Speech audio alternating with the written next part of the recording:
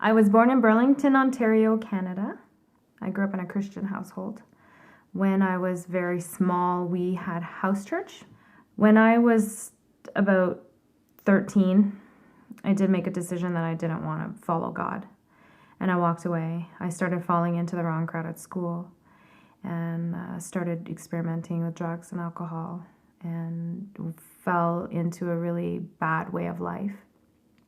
And that went on for a long time.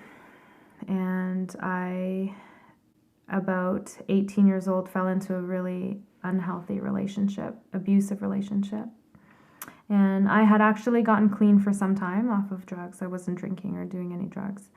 And the relationship started to fall apart and was extremely abusive. And so I fell back into drinking and doing drugs. And there was a night where I lay down in my bed and actually had a waking dream, and God showed me what would happen to me if I died that night. And that was really terrifying for me. And it was a picture of what eternity would look like separated from God. And it was horrifying, terrifying. I was screaming and crying and asking and begging for another chance. And the only thing that I really could remember feeling was that this was it. It was over, and I wouldn't have another chance.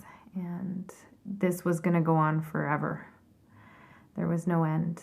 And that night, something in my heart really changed.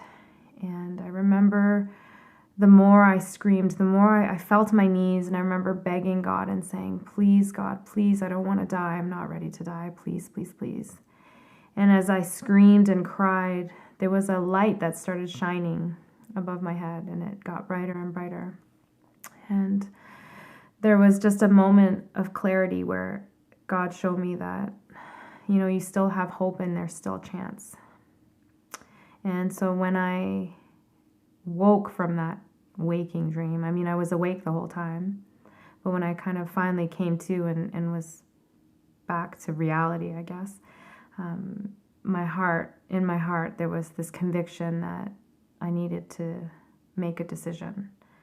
And I think I had sort of been sitting on the fence at that point. I wanted to live a better life, and I wanted more. And there was that something in my heart that told me that God is real. I'd grown up in a family where we believed. And so I didn't dispute that God was alive or that God was real, but I had been running from him and pushing him away for a really long time. So he showed me what the consequences of that kind of a life would be. And so it did take me another few months before I was able to remove myself from that relationship. But I went home to my mother's home, and I asked her, I said, I need to speak to the pastor, our family pastor.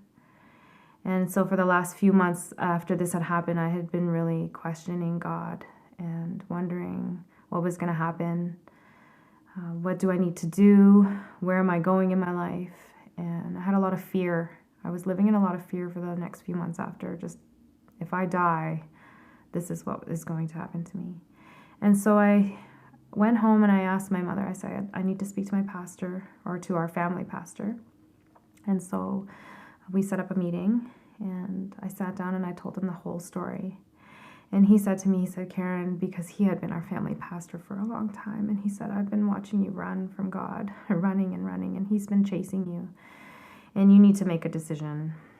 And he said, you need to just ask God into your heart. And so at that moment, I was willing to do anything. I said, I will do anything. Just tell me, what do I need to do? And so I got on my knees and I just prayed, and I asked Jesus for forgiveness.